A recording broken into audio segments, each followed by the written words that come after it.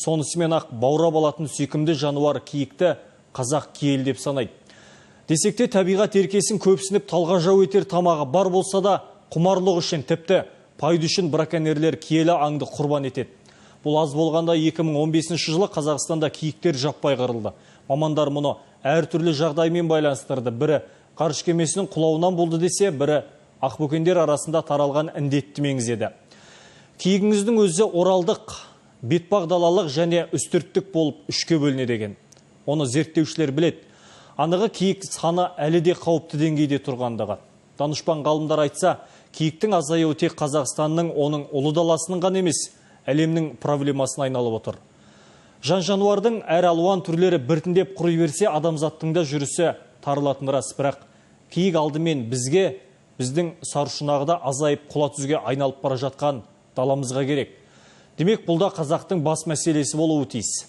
Жануарлар дүниесін қорғау инспекциясының атқарып жатқан шаруалары аз болса да, осы игі мақсатқа жұмсалып отыр. Табиғат жанашырларымен бірге біздің әріптестерімізде арнайы тексеріске шығып, киіктердің жай күйін бақылап қайтқан еді.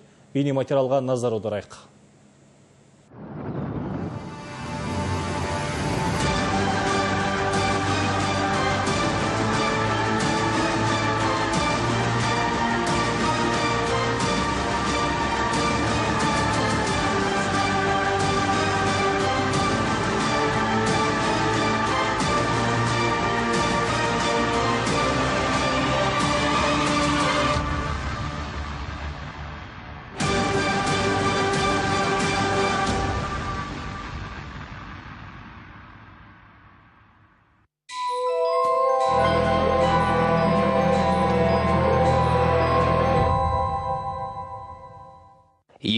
Жылдың мамыр айында Қазақстан ақбөкен өлексесінің орталығына айналғанын ешкім ұмытпаған шығар. Әсіресе бетпақтала киіктердің жартысы қырылды. Олардың опат болуының себебін осы кезге дейін түрлі жормалдармен байланыстырды мамандар. Бірі ғарыш кемесінің құлауымен, гептилдің таралуымен байланыстырса, енді бірі жануарлар арасында таралатын ауруға келіп отыр. Киіктің пастереллезі деген бір індет бар.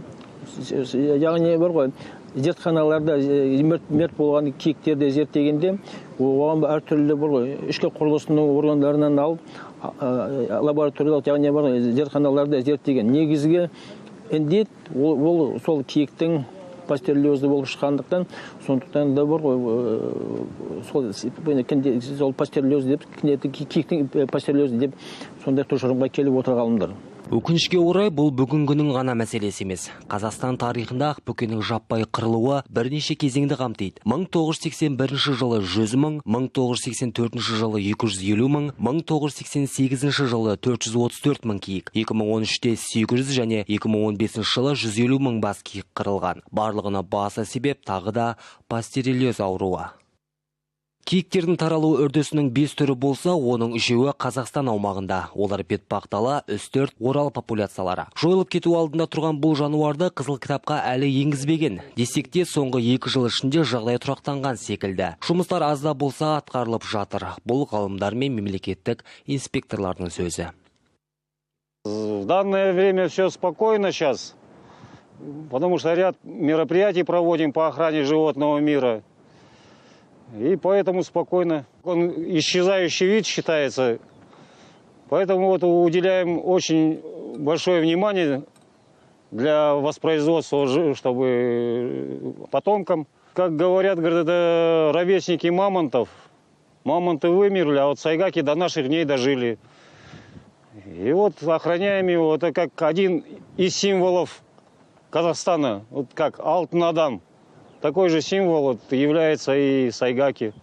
Кеңес үкіметі құлағаннан кейін киік етіне сұраныс күрт артып кетіпті. Оларда аулау жұмыстарының қарқынды жүргізілген әсерінен саны да төмендеген. Олай деуімізге негізде жоқ емес. Деректерге сүйенсек, өткен 10 жылдық ішінде дала тағысының саны 50 есеге бірақ төмендеген. 2014 жылдан бері қолға алынған қорғау жұмыстарының арқасында оң өзгеріс байқалған секілді. 2016 жылы жүргізілген авиатіркеу бойынша Қазақстандағы киіктер саны 108.300 басты құраған.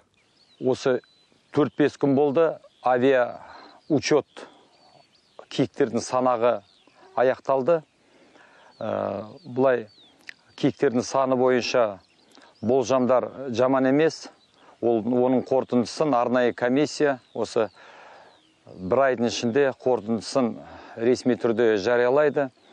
Бүгін мына бетпақдала киіктерінің популяциясының төлі де басталайын деп жатыр. Жоғарыда айтып өткенімізде киіктердің жойылуына ауру ғана емес, браконьерлер де айтарлықтай әсерін тигізіп жатыр. Жыл басынан бері түз тағысын аулағандар мемлекет қазынасына 8 миллион теңге көлемінде шығын әкелген. Қылмыскерлерге тағайындалған жаза біреу, ол темір тор. Кем дегенде 5 жылға бас бостандығынан айыру көзделген. Біз Ақмола облысының Атбасар және Жақсы аудандарының шекарасындамыз. Бұл жерде браконьерлерге қарсы ауқымды іс-шара жүргізілуде. Жануар дүниесін қорғау инспекциясы мынадай жол талғамайтын көліктермен жүруге мәжбүр, себебі аталмыш қылмыскерлерді ұстауда табиғат жағдайында әсте мүмкін емес. Браконьерлерге қарсы рейд жұмысы ымыртта басталды. Бірақ мамандар бұл шараға біраз дайындалды. Бірі картаны дайындап аумақты белгілесе, енді бірі қаруларын тазалап әлек. Онсыз болмайды. Өйткені заңды белшесінен басқан аңшылар да құралақан емес. Солға қаша алмайды, ар жағынан алынамыз.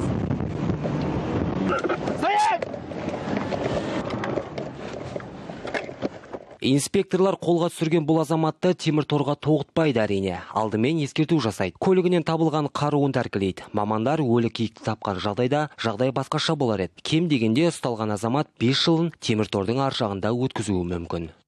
Мына жақын тура осы жерде, мына жерде. Жауаптылар жануарлардың таралуын сақтау үшін мемлекет заңында көрсетілген өзгерістерді оқып шығуға кеңес береді. Тәртіп барлығына ортақ екенін ескерсе, қолданылар жаза да қатаң болмақ. Жануарлар дүниесін қорғау инспекциясы да қазір ауқымды шаралар атқарып жатыр. Өздеріңіз жақсы білесіздер, кейінгі 3-4 жылда мемлекет тарапынан Охотзоопром мекемесінің материалдық техникалық базасын қалпына келтіру мақсатында қыруар қаражаттар бөлінуде. Осы кейінгі 3 жылда Охотзоопром мекемесінің орталық аймақтық филиалына 14 джип көлігі бөлінді, жол талғамайтын.